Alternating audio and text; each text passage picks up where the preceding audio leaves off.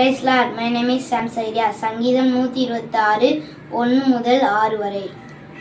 சீயோனின் சிறையிருப்பை கர்த்தர் திருப்பும் போது சொப்பனம் காண்கிறவர்கள் போல் இருந்தோம். அப்பொழுது நம்முடைய வாய் நகைப்பினாலும் நம்முடைய நாவு ஆனந்த சத்தத்தினாலும் நிறைந்திருந்தது.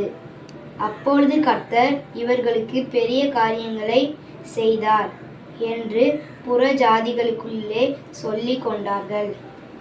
கர்த்தர் நமக்கு பெரிய காரியங்களை செய்தார், இது நிமித்தம் நாம் மகிழ்ந்திருக்கிறோம்.